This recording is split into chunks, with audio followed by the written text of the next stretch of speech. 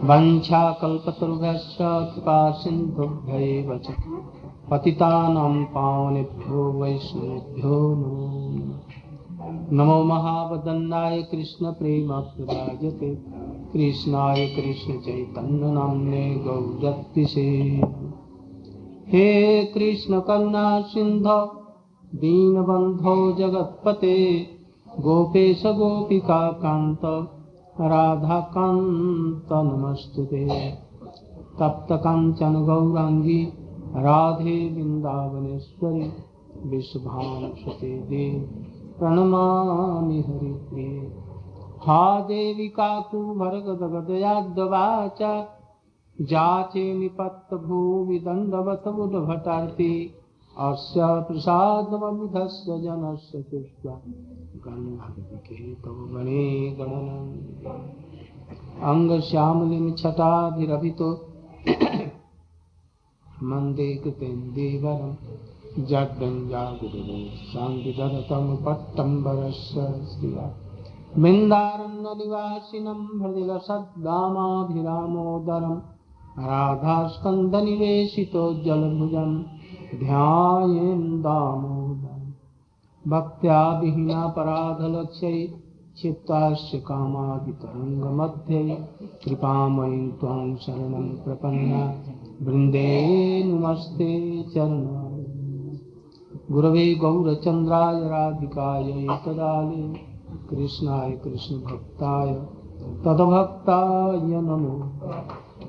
वैराग्यजुगभक्तिरसं प्रयत्नयपायन् मानन् भिक्षुमन्दं कृपां बुधिर्जा परदुःखदुःखी सनातनस्तं प्रभुमाश्रयामि।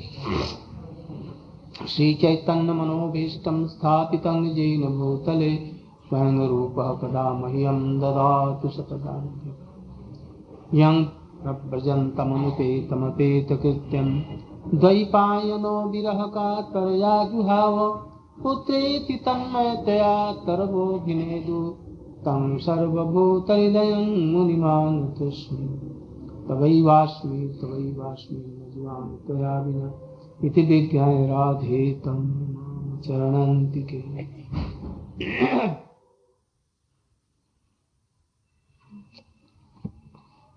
आज एकादशी है। आज ठंड के वजह से शायद बहुत कम लोग आ पाए।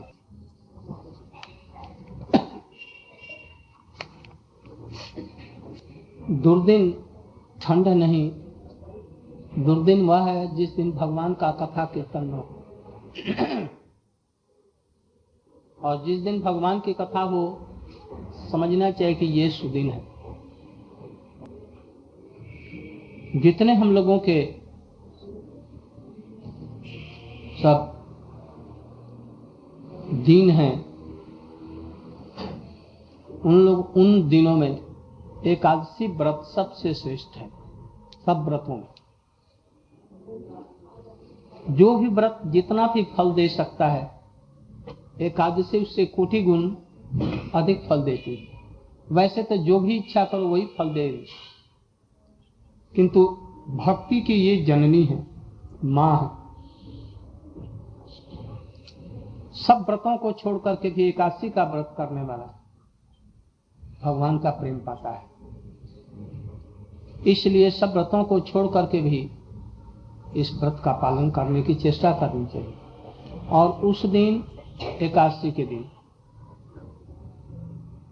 उपवास करके अपनी समस्त इंद्रियों के द्वारा भगवान के निकट वास करना चाहिए। उपवास माने, उप माने होता है निकट, वास माने स्थिति। भगवान के निकट स्थिति करनी चाहिए। कैसे स्थिति होगी?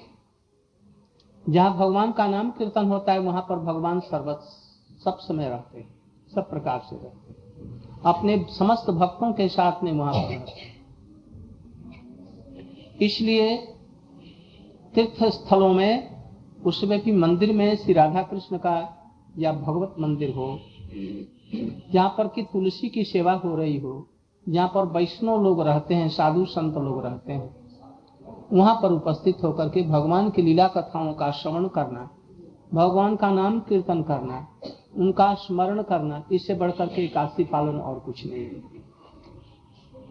इसलिए इन सब लोगों का नियमों का पालन यदि करता है, विशेष करके आज की रात्रि में जो लोग उपवास करके रात में जागरण करते हों और उपवास किए हुए हों निर्जला, उसका तो महात्म ही क्या।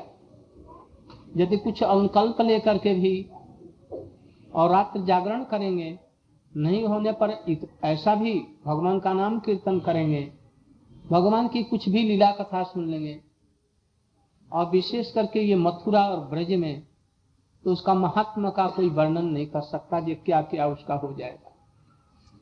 इसलिए खूब विश्वास के साथ में एकादशी का पालन करना चाहिए, किसी प्रकार से गलती से भी नहीं छूट जाना चाहिए।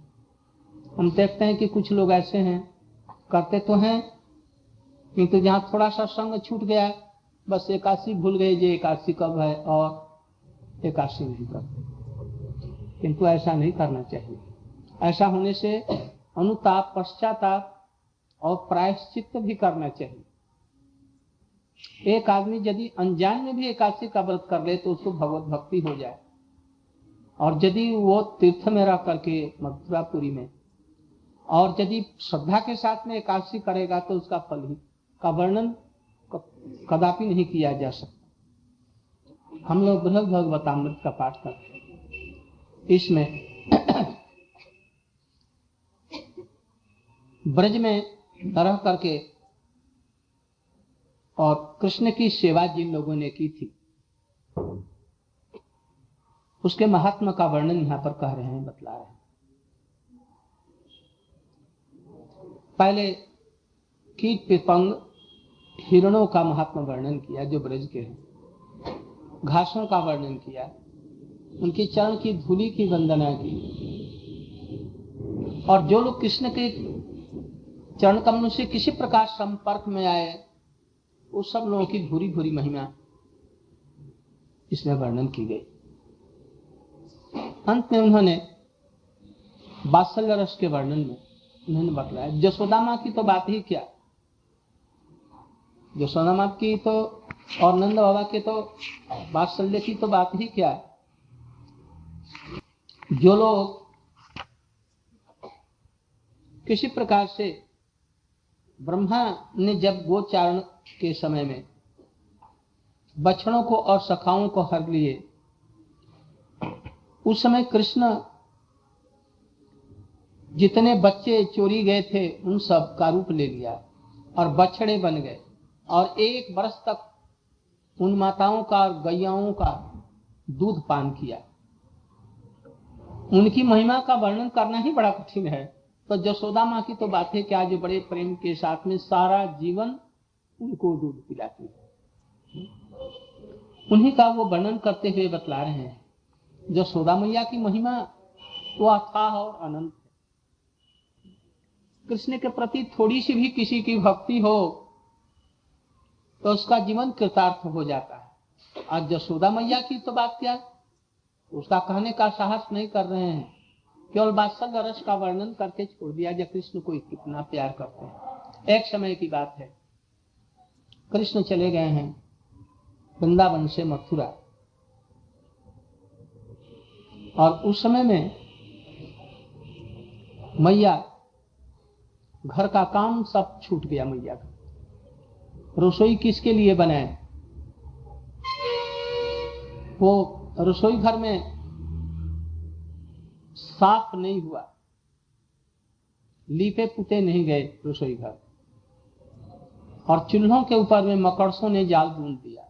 मकड़ों, बर्तन औंधे मुख पड़े हुए हैं, न कोई मांजने वाला है और न कोई रसोई बनाने वाला, न कोई खाने वाला। जब कृष्ण ने तो किसके लिए भोजन बनाया। मैया बड़ी दुखी है। दोपहर का समय कृष्ण की विभिन्न प्रकार की बाल्य लीलाओं का स्मरण उनको आने लगा, और भाव में वो एकदम डूबने लग गए।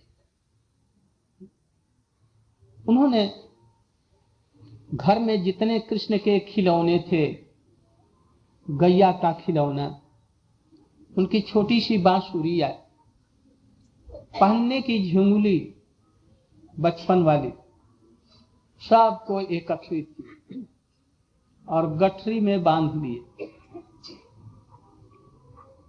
अब तो प्रौढ़ावस्था में भी वृद्धा के लक्षण उनमें आ गए थे, आंखों से कम भी दिखने लग गया, सब समय रोती रहती हैं, डकारती रहती हैं।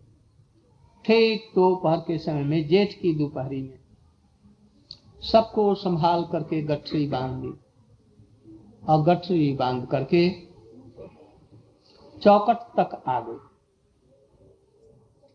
इतने में पास की कोई सहेली सखी वहां आ गई और बोली, सखी कहां जा रही है? इतने में कुछ पास के और भी लोग आ गए, नहीं मैया तू कहां जा रही? पहले तो वो बोल ना सकी, जहां कुछ बोलने की इच्छा हो और कहीं गला रुद्ध हो जाए और अत्यंत विवश होकर के रोने लगी। अंत में वो बोली, मैं वहीं जा रही हूं जहां हमारा कन्हैया है। अरे कन्हैया तुम्हारा यहाँ?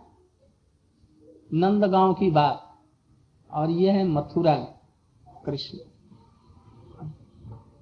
जेठ की दोपहरी और तू बूढ़िया, अब कैसे जाएगी तू दोपहर में?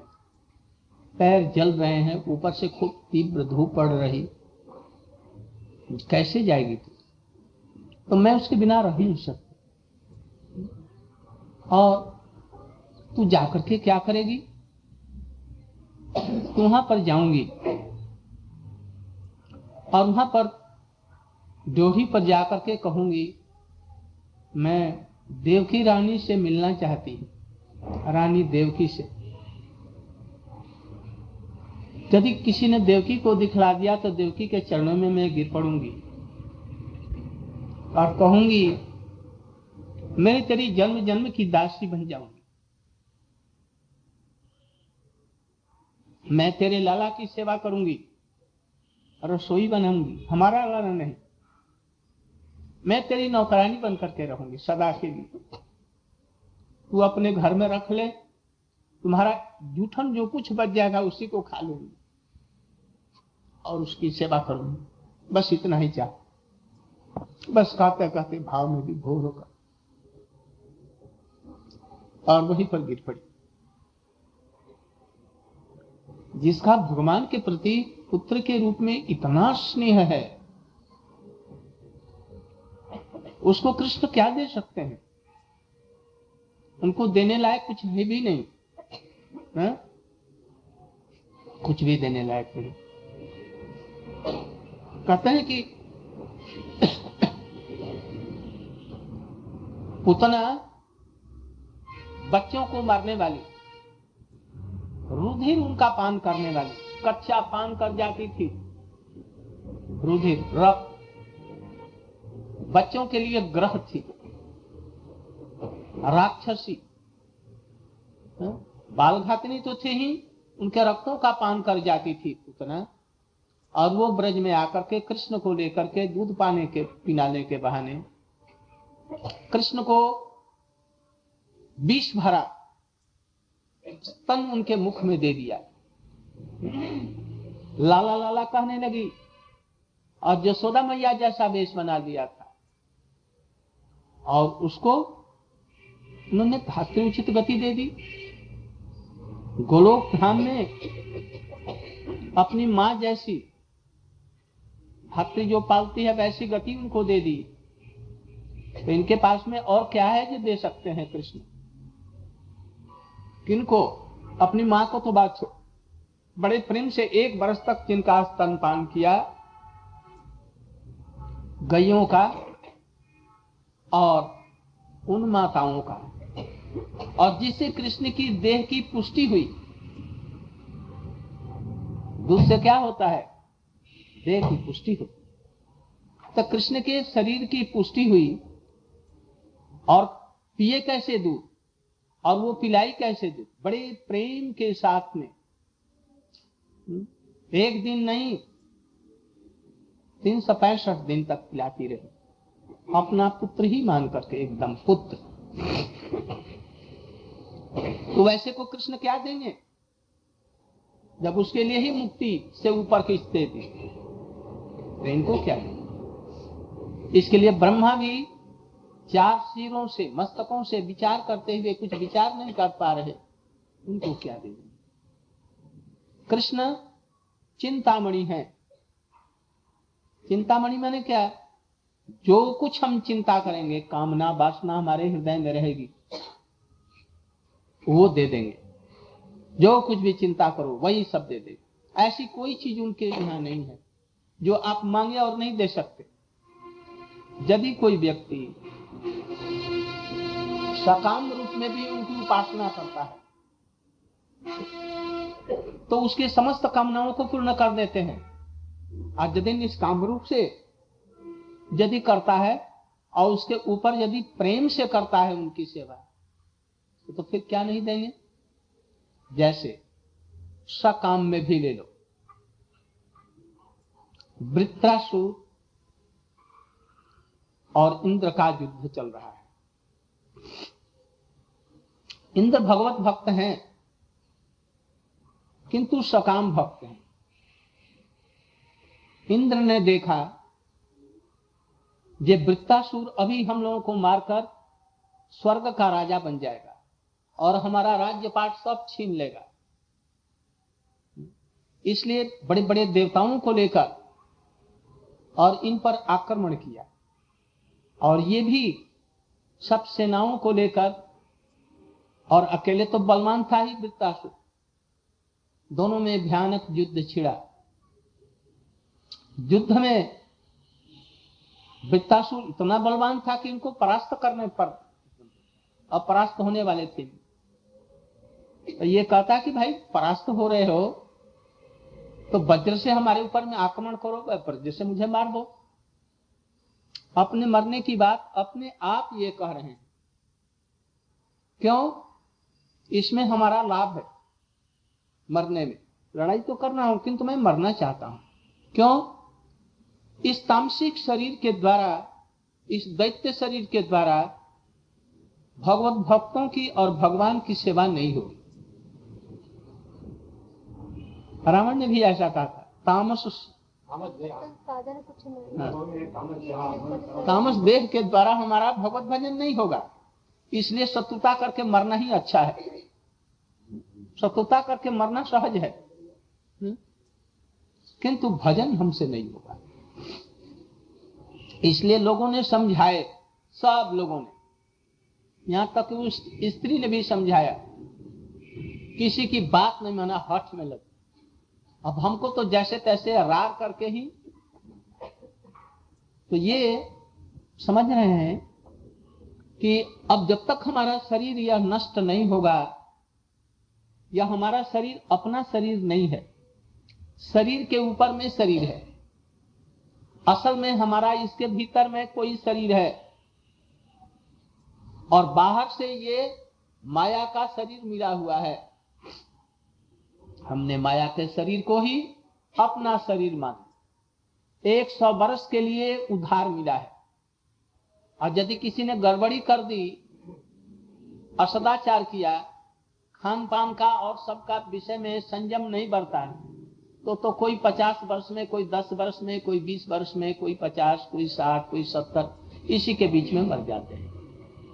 अधिक से अधिक करीब करीब 100 वर्ष की कलयुग में आयु रखी गई, तो इसके लिए उधार दिया गया है। इस उधार दिए हुए शरीर को ही, कपड़े को ही यदि मान करके और असल शरीर की उपेक्षा कर दी और भगवान का भजन नहीं किया जिसके लिए आए हैं, तो फिर हाथ मलते हुए पछताना पड़ेगा। पूछेंगे दूत जम के, क्या किया तुमने? उस समय कोई उत्तर देते नहीं बनेगा। तो ये कह रहे हैं, इंद्र, बराक इंद्र, बराक माने दुर्भागा, दुर्भागा इंद्र, तुम लोगों से दुर्भागा इस विश्व ब्रह्मांड में कोई व्यक्ति नहीं। तो इंद्र ने कहा, ये क्यों हम लोग दुर्भागा? तो दुर्भागा इसलिए कि भगवान के चरण कमलों के पास में रहते हुए भी तुम उनसे भगवत भक्ति कदापि नहीं मांग करके अपने राज्य की रक्षा उस प्रभु से मांगते हैं। जहां पर मान लिया कि कोई दाता बैठा हो देने के लिए, दानी, और उसके पास में देने के लिए बहुत कुछ है, उसके पास में मणियां है, असत्या कोहिनूर हीरा है, और कोहिनूर हीरो से भी अधिक चिंतामणि है, जो कुछ मांग लो दे दे। और उस व्यक्ति से तुमने कहा कि हमको एक हाथ लोहे की जरूरत है, रॉड की, या उसे कोई थोड़ी सी चीज मांग ली, हमको 4 आना पैसे, 8 आना पैसा चाहिए, तो उस बेवकूफ ना क्या है, उसके पास में मणि मिलने से भी मिल जाती थी, कोहिनूर हीरा से भी अधिक कीमती खजाना मिल सकता था, नहीं।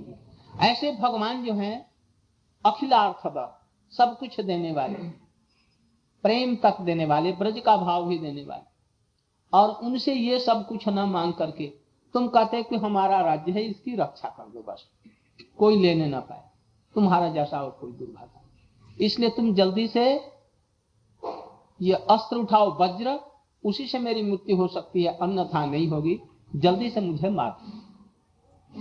जबकि वो उठाए भी वज्र, किंतु जब वो दहाड़ दिया, खूब जोर से चिल्लाया और उनके तरफ में बैठ गया और हाथी को अपने एक गदा से मारा, तो उसका हाथी 50 कदम पीछे चला गया और उनके हाथों से वज्र गिर गया और निहत्थे हो गए। उस समय चाहता तो उन्हें मार डालता आसानी से, तो उसने कहा कि मैं तुम्हें मारूंगा नहीं, तुम्हें वज्र फिर से उठाओ और मुझे मारो। ऐसा भी तुम जल्दी से मारो, डरो मत, संकोच मत करो। इंद्र ने कहा जी मैं इसके ऊपर में वज्र प्रहार करूं? भक्ति की इतनी बातें कहता है जो हम मुझे पता नहीं, और भगवान के प्रति कैसा अनुराग है। 3-4 श्लोक बोले, ये प्रभु हमको धन नहीं चाहिए, विश्व में मैं राजा नहीं बनना चाहता, मैं विश्व का सम्राट नहीं बनना चाहता, विश्व की कोई संपत्ति नहीं चाहता, मैं स्वर्ग नहीं चाहता, मैं अपवर्ग नहीं चाहता, मैं ब्रह्मा का पद नहीं लेना चाहता, ब्रह्मा भी नहीं बनना चाहता, मैं मुक्ति भी नहीं चाहता, अपवर्ग, बस आपके चरणों में भक्ति चाहता। अरे भाई तुम ये मांग लो, तुमको सुंदर स्त्री की जरूरत है, तुमको राज्य की जरूरत है, ब्रह्मा बनना चाहते हो, ये सब चीजें ले लो, ये कम है? नहीं, मुझे कुछ नहीं चाहिए, भगवान की भक्ति मुझको चाहिए, सेवा चाहिए। कैसी सेवा चाहिए? तब उन्होंने फिर बतलाया, मुझे अजात पक्षायु मातरम खला, जिस प्रकार से जिन बच्चों के, पक्षियों के माताएं नहीं, माताएं हैं, पंखा हुआ वो चली गई हैं घास चरने के, कहीं चरने के लिए गई, और इनके पंख नहीं अभी आए हैं और आंखें भी अभी ठीक से नहीं खुली हैं। वो बच्चे प्रतीक्षा कर रहे हैं अपनी मैया के लिए, मैया कब कुछ लाएगी खिलाने के लिए मुझे, और बोल भी नहीं सकते हैं, स्मरण कर रही हैं मैया कब आए, मैया कब आए। इससे 2 लाभ है, मैया आते ही उल्लू जो बच्चों को खा जाते हैं या नेवले खा जाते हैं या और कोई चीज खा लेता है, तो उनसे डर से हम बच जाएंगे, डर समाप्त हो जाएगा। और दूसरा बात, मैया हमको खिला देगी तो मैं खा लूंगा, इसके लिए मैया के लिए रो रहे हैं, स्मरण कर रहे हैं। हमारा मन भी भगवान के लिए ऐसे ही स्मरण करे, इसमें सकाम भक्ति, स्मरण कर रहा है। फिर सोचा जी इसमें तो कुछ स्वार्थ है, स्वार्थ नहीं रहना चाहिए, इसलिए कम स्वार्थ किसमें है? बछड़ा अपनी मैया के लिए जैसा डकारता है, मैं वैसे ही भगवान नाम कीर्तन करता हूं, जोर से मैं भगवान को बुलाऊं। फिर सोचा जी इसमें भी बछड़ा दूध पीने के लिए डकारता है और रोता है। तब फिर तीसरा कहा, विशुतंग विषन्ना मनोरम अरविंदाक्ष प्रियं प्रियम, कहते हैं कि यदि जैसे प्रिया है, उसका पति परदेश में चला गया हो और वो बहुत दिनों के बाद में आने वाला है, उसके लिए प्रिया जिस प्रकार से एक एक क्षण के लिए घर में जाती है, बात अभी तक नहीं आए, अभी तक नहीं आए, जैसे स्मरण करती है, और बच्चे उसको कहते हैं अभी नहीं आए, अभी नहीं आए, और साथ साथ में कार्य में रत है, कभी घर से बाहर देखती है ये आए रास्ते पर, ये अभी नहीं आए, गाड़ी लेट हो गई, कहीं एक्सीडेंट तो नहीं हो गया, स्मरण भी कर रही है, कीर्तन भी कर रही है, और सेवा के लिए पहले से सुंदर मधुर पानी, निर्जल एकदम सुंदर निर्मल पानी रखा है, खाने के लिए सुंदर सुंदर गरम गरम चीजें बना करके रखी, आएंगे तो उनको खिलाऊंगी, पलंग पर अच्छी चादर दे करके उनके बैठने के लिए स्थान भी कर रखा है, सेवा की भावना भी, किसी चीज की लालसा उनसे नहीं, उनकी सेवा की लालसा, ये जो है उस बच्चे से भी और बछड़े से भी ये श्रेष्ठ है, ऐसी भावना। इस भावना से भगवान को बुला रहे हैं सेवा करने के लिए। मैं कब ऐसा होगा, इसलिए इंद्र जल्दी से मारो, बराक इंद्र क्या मुझे मारेगा, हे प्रभु आप ही हमारी ये कर। फिर तीसरे चौथे श्लोक में बोलते हैं ममोत्तम श्लोक जनेषु सख्यम संसार चक्रे भ्रमतः स्वकर्मभिः तन्मायातो आत्मजदारगेश आसक्त ननाथ होगा। कहते हैं कि मैं संसार चक्र में अपने कर्म के फेर से जहां जहां जन्म लूं और जहां जहां जाऊं, हे प्रभु एक बात आप करना, मुझको आपके भक्तों का संग हो, उत्तम श्लोक जनेषु सख्य, उनसे सख्य भाव हो, मित्रता हो, और उनके मुख से आपकी लीला कथाओं का श्रवण कीर्तन कर सुन सको, बस मुझको यही चाहिए जहां भी हमारा जन्म हो। हमको स्त्री पुत्र परिवार धन संपत्ति और सबसे त्वनिक भी कोई भी सरोकार कोई भी मतलब नहीं है, इन सब चीजों को एकदम मैं नहीं चाहता। इंद्र ने देखा जो ऐसी सुंदर सुंदर स्तौर स्तुतियां कर रहा है, इसको मारने से तो महाअपराध का अपराध लगेगा, भगवान मुझको क्षमा नहीं कर सकते, इसलिए उनका आश्रय नहीं उठ रहा है। इंद्र सकाम थे और ये क्या थे, भक्त थे, भले ही इनका शरीर असुर कुल में हो जाए कोई भी बात नहीं, इसलिए जैसा भी कोई जन्म हो, जहां पर भी जन्म हो जाए, आसुरिक भी जन्म हो, वहां से भी भगवत भक्ति हो सकती है। जैसे प्रहलाद महाराज जी को भी, वृत्तासुर को भी, विभीषण को भी ऐसा देखा जाता है। भक्ति जहां भी रहे, अत्यंत नीच घर में जन्म होने पर भी वहां भक्ति हो सकती है, उत्तम घर में यदि जन्म ले और न भी हो सकती है, कोई जरूरी नहीं है। इसलिए सकाम भक्त वाले भी जो हैं इंद्र, इनको भी ये यदि भक्ति करते हैं कुछ, तो इनको भी छोड़ नहीं देंगे। क्या करते हैं, जो चाहते हैं भोग उसको पूरा दे देंगे, और अंत में क्या करेंगे, उनको भी मांगना, जो मांगते हैं सकाम भक्तों की कामना को दे करके, और अंत में उसको भी भगवत भक्ति दे देते हैं। जब भगवान ऐसे हैं तो जो प्रेम पूर्वक जो करते हैं उनकी तो बात ही क्या है। इसीलिए कहते हैं तासाम अविरतम कृष्णे कुर्वती नाम सुते क्षणम न पुनः कल्पते राजन संसारो अज्ञान संभव। भला ऐसे लोगों के लिए जो कि इन्होंने इतना दूध पिलाया प्रेम पूर्वक, अज्ञान संभव जो संसार है कभी इनको हो सकता है। संसार माने क्या, संसार किसको कहते हैं,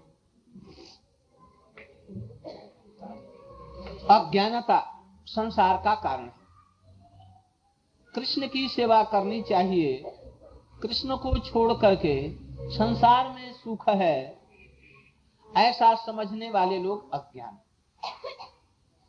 इसलिए कृष्ण को भूल जाना ही और ये संसार को स्मरण करना, इनकी सेवा में लगना, यही अज्ञान है। और इसी अज्ञानता के वजह से ये संसार कल्पित है। कल्पित है माने क्या, संसार है नहीं, हमने कल्पना करके बना रखा है। कैसे बना रखा है, जैसे कोई गुरुजी थे, एक चेला के साथ में कहीं गए, उनको भूख लगी तो उन्होंने कहा चेला को, जे चेला बाजार से खोई मिलती है, खील, धान से खील बनती है ना, खील ले आना। आज हम लोग रात में यही लेकर के वो खील लाने गए। एक खंभा था दुकान के सामने और खंभा को ऐसे किए हुए था। उसने कहा कि भैया हमको खील दे दो, खंभा यहाँ पर है, बस खंभा को लपेट करके और वहां पर खील ले रहा, ले लिया, भर गया। जब जाने को हुआ तब तो देखा यदि हम छोड़ देते हैं तो सब खील गिर जाएगी, इसलिए सोचा कि खंबे ने ही हमको पकड़ लिया, मैं जा नहीं रहा। ये कल्पना है, खंबे ने उसको नहीं पकड़ा, उसने खंबे को पकड़ लिया। वो छोड़ दे और वो छूट जाए। ऐसे ही संसार ने या माया ने हमको किसी ने नहीं पकड़ा, हमने माया को पकड़ रखा है। इसमें दोष माया का तनिक भी नहीं है। भगवान कहते हैं कि ये संसार तेरा है, ये तेरा संबंधी है, कुटुंबी है, अमुक है, तमुक है, वो कहते हैं न, हमने जानबूझ करके रखा। आज ही छोड़ दो, आज ही छूट जाएगा। किंतु ये एक ऐसा मोह है जो हम लोगों को, क्या ब्रह्मा और शंकर जैसे लोगों को भी, ब्रह्मा और शंकर को नहीं, उनके जैसे दूसरे लोग यदि हों तो अभी उनको ये मोह और ममता और माया नहीं छोड़ती है। हम लोगों की तो बात सब जानते हैं, हम ऐसा करने से बंधन होगा, छोड़ देना चाहिए। हमने किसी समय सुना है, जहां हम कीर्तन में जाते हैं तो बड़े बड़े कीर्तन करने वाले आते हैं, इतने लंबे बाल, खूब सुंदर, और कपड़े लत्ते सब सुंदर सुंदर सब, कीर्तन गाते हैं। 4 जनों मिले खाट उठाए, 4 जन मिल करके वो अंतिम जो खाट होती है ना, हाँ, बांस का बना लेते हैं ना, और उसको उठा लेते हैं और उसको लेकर के चलते हैं, और उस पर सफेद डाल देते हैं कपड़े, और बड़े बड़े वैराग्य की बात करते हैं। किंतु इतना भी वैराग्य यदि उनमें आ जाता, कोई वैराग्य का गंध भी आ जाता तो कल्याण हो जाता। लंबी लंबी बातें करते हैं वैराग्य की। किसी से पूछ लो ये संसार अच्छा है कि बुरा, सभी लोग कहेंगे ये संसार अच्छा है, किंतु छोड़ता क्यों नहीं आदमी? अच्छा, मान लिया कि संसार अपनी माता पिता छोड़ दिया, फिर धर्म की मैया, धर्म के बाप और ये सब बना लेता है, बड़ा प्रेम कर लेता है, अच्छा छोड़ दिया, अब फिर ये वैभव को क्यों पकड़ता है? सब जानते हैं, किंतु मोह ऐसा है ना, छोड़ता ही नहीं है। प्रतिज्ञा करके चले थे, अब हम, हे संसार तुमको प्रणाम करके मैं अब चल रहा हूं, अब मेरी माया ममता यहीं पर छोड़ रहा हूं। किंतु ममता गई मेरा, ममता गई, वो ममता फिर से यहां पर जन्म लेकर के हमारे हृदय, और फिर ममता जोड़ना आरंभ कर दिया, फिर वैसे से भी लाख गुना भी पड़ गई। ऐसी मई श्मशान में गए, किसी को जलते हुए देखा, अब संसार देखा, यही तो संसार है। किसी का प्यारा से प्यारा लड़का या प्यारा से प्यारा पति मर गया और उसको देखा जी ये जल रहा है, और देख करके वैराग्य आया, छोड़कर। ये सब संसार बेकार का दुख में है। और फिर वैराग्य आया, और थोड़ी देर के बाद में ही मोह ऐसा घेरा जे बस वो वैराग्य रहता नहीं। इसलिए वैराग्य करना, संसार का मोह छोड़ना बड़ा भारी कठिन है। एकादशी इत्यादि तिथियां और भगवान की लीला कथाएं इसीलिए है। बड़े बड़े साधु संतों को भी मोह व्याप लेता है। वृंदावन में ऐसे आश्रम है जो राजाओं के राजभवन नहीं है, उसमें ऐसे सब सुख है। इसलिए कहते हैं कि तासम अविरतम कृष्णे कुर्वती नाम सुतेक्षणम, सबको छोड़ करके कृष्ण के प्रति ही पुत्र की बुद्धि जिन्होंने की, सुत ईक्षणम माने सूत जैसा देखा, पुत्र नहीं है, पुत्र जैसा देखा। उन्होंने तो 1 वर्ष के लिए पुत्र माना और बाकी के लिए कृष्ण को देकर के पुत्र ही जैसा उनको माना। उनको ये कृष्ण क्या देंगे? साधारण इंद्र इत्यादि को जो मांगा वो दे दिया, अंत में भक्ति भी दिया। इन लोगों को क्या देंगे? इन लोगों को कुछ देने योग्य नहीं। कहते हैं जो अकिंचन है, अकिंचना निरभिमानिना,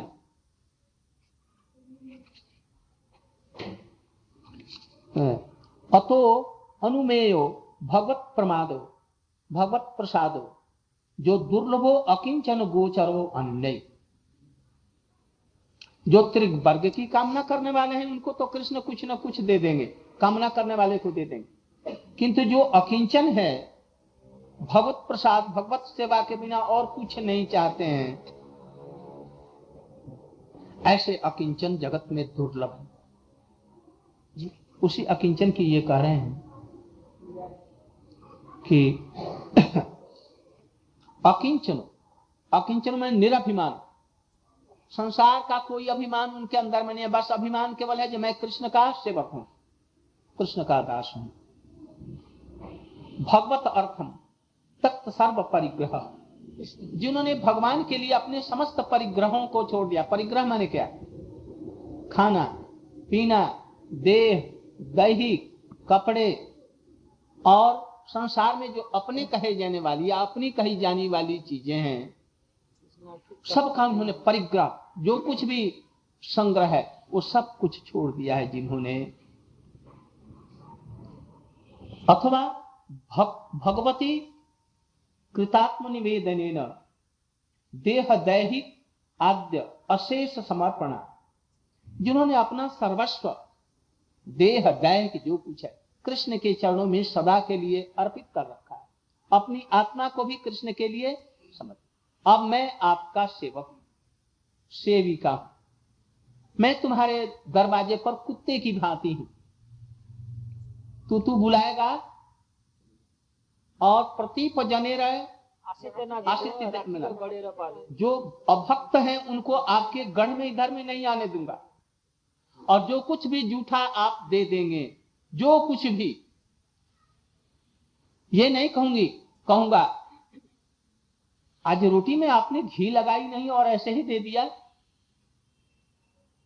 आज पकौड़ी नहीं बनाया दिया नहीं, कोई भी मेरी मांग नहीं रहेगी। अनकंडीशनल सरेंडर कर। इस तरह से अकिंचन, कोई भी कुछ नहीं, भगवान से कोई भी कुछ मांगने की नहीं। जो कुछ तू हमको डाल देगा मैं वही पर लेकर के संतुष्ट रहूंगा। जीवन निर्वाह के लिए, जीवन निर्वाह भी जरूरी है, किंतु भगवत इच्छा से जो कुछ भी आ जाता है, भगवत भक्त लोग उसी को ग्रहण करके अपना जीवन उधर में दृष्टि ही नहीं रहती, वो अभ्यास अवस्था ले लेते हैं। किनके लिए कर रहे हैं? निष्किंचन के लिए, परमा किंचन के लिए कर रहे हैं। ऐसे लोग ही को भगवान कुछ दे नहीं पाते। इनको अपना प्रेम के अतिरिक्त और कुछ इनके पास में नहीं बचता है जिनको देते, क्योंकि और कुछ लेने ही वाले नहीं है। इसलिए अकिंचन जो है, अकिंचन में शरणागति तो होती ही है और साथ साथ ये भी रहता है, ये भगवत भक्त होते हैं। इसलिए जह प्रसाद अतएव अन्य, दूसरों के लिए जो दुर्लभ कैवल्य इत्यादि हैं वो सब भी दे देते हैं, किंतु इनको कुछ दे नहीं पाते। इसके लिए कहते हैं शतांग दिशक अर्थी अर्थिम अर्थितो नीणांग नैवार्थ दो जब पुनर्र्थितो जता। प्रभु ऐसे हैं, यह बात सत्य है, जो कुछ कोई अर्थी अर्थात कामना करता है भगवान के निकट उसको वो दे देते हैं। हे नृणांग, वो सब कुछ देने में समर्थ हैं, किंतु प्रभु कुछ दयालु हैं। यदि एक पिता है या माता है, उसके सामने पुत्र यदि मट्टी खा रहा हो तो बाप या मैया क्या करेंगे? उसका हाथ पकड़ लेंगे, मुख में खा लिया होगा तो उसको निकाल देंगे, और उसके बदले में उसे मीठी कोई चीज, संदेश है, मिठाई है, रसगुल्ले हैं, या कोई चीज जो घर में होगी खाने के लिए, लड्डू है, उसके मुख में दे देंगे, वो खाओ, निकाल लेते हैं। ऐसे यदि कोई कामी व्यक्ति भी है और कामना करता है भगवान से, क्या चीज की? धर्म, अर्थ, काम और मोक्ष रूपी मट्टी की, और वो मट्टी भी कैसी? गंदी हुई मट्टी, और उसको मुख देने से उसमें केचुए पेट में पड़ जाते हैं मट्टी खाने से, तो इसके पेट में केचुआ पड़ जाएगा और रोगी हो जाएगा। इसलिए मैया उसके मुख से भी पड़ी हुई मिट्टी को भी जिस प्रकार से बाहर कर लेती है और उसे संदेश या लड्डू या और कोई अच्छी चीज देती है। ऐसे भगवान भी बड़े दयालु होते हैं, कामना करने वाले लोगों की समस्त कामनाओं को भी बाहर करके दिशक अर्थितम अर्थितो, ऐसी कोई चीज नहीं देते हैं जिससे फिर उसको मांगने की आवश्यकता हो। एक धर्म है, धर्म के द्वारा अर्थ हम लोग अर्जन करते हैं, अर्थ के द्वारा कामनाओं की पूर्ति हम लोग, धर्म अर्थ काम, और कामना के द्वारा फिर क्या कर लेते हैं? काम की पूर्ति हो गई ना, फिर धर्म किया, फिर अर्थ हुआ, फिर काम हुआ। ऐसे ये त्रिवर्ग चलता है। मुक्ति भी मिल जाएगी तो उससे कुछ लाभ नहीं हुआ। इसलिए भगवान ऐसी चीजों को देते ही नहीं है जब फिर मांगने की जरूरत पड़ जाए। जैसे हमारे बलि महाराज ने उनको कहा, बामन देव को, अरे ये क्या 3 हाथ की भूमि मांग रहे हो, 3 पग भूमि, कुछ ऐसा मांगो जो तुमको मांगना ना पड़े, राज्य ले लो, तुमको मांगना ना, तुम तो छोटे से बालक, मूर्ख बालक हो। ऐसे हम लोग भी भगवान से ऐसा न मांगे फिर मांगना पड़े, फिर खत्म हो जाए फिर मांगना पड़े। हम लोग यही मांगते हैं तो कहते हैं कि प्रभु बड़े दयालु हैं, वो ऐसी चीज नहीं देते। क्या देते हैं? जब फिर उसको कभी भी मांगना ना पड़े, ऐसा प्रेमा भक्ति उस व्यक्ति को दे। ऐसे भगवान दयालु हैं। ऐसा कौन दयालु? फिर अपने इनको जिन्होंने 1 वर्ष तक दूध पिया, स्तन पिलाया बड़े प्रेम से, उन मैयाओं को और उन गैयाओं को क्या देंगे? फिर जसोदा माँ जो इनके लिए प्रेम में पागल हो रही हैं, सारा जीवन उनकी सेवा करती हैं, उनको ये क्या देंगे? हमारी ये समझ में नहीं आता। अभी हम लोग कीर्तन करने के लिए चलेंगे। कितना बज गया? 6 बज गया। अभी हम तुरंत अभी चलेंगे, जल्दी से 5 मिनट में आरती समाप्त कर दें और फिर हम लोग चलेंगे सब खजांची जी के यहाँ। खजांची साहब के हम लोग ऋणी हैं। जितने दिन तक थे, चाहे वर्षा हो, बिजली कड़के, वज्र गिरे, वो मानते नहीं थे। जहां हम उनको कहते थे वहां पर सब समय जाते थे, और हम लोगों के बड़े अनन्य प्रेमी थे। इसलिए वहां पर तो जैसे तैसे सब लोग हम लोग चलेंगे, और वहां से आध घंटा रह करके हम लोग चले आएंगे। श्रीनिवास जी के यहाँ कीर्तन होगा और वहां पर जाएंगे, इसलिए सब लोग चलेंगे। और कल के मोर मुकुट बंसल कीर्तन, और कल शाम को यहीं पर पास ही में मोर मुकुट बंसल के यहाँ पर हम लोगों का खूब लोग एकादशी को अच्छी तरह से एकादशी करेंगे। जीवन भर एकादशी न छूटे, और भगवान का भजन भी करें। भगवान से कुछ मांगे मत, भगवान देने पर भी बहाना बना करके देंगे तभी मत लीजिए। भगवान के चरणों में प्रेम हो, और ब्रज का प्रेम से नीचे की घटिया कोई चीज मत मांगो।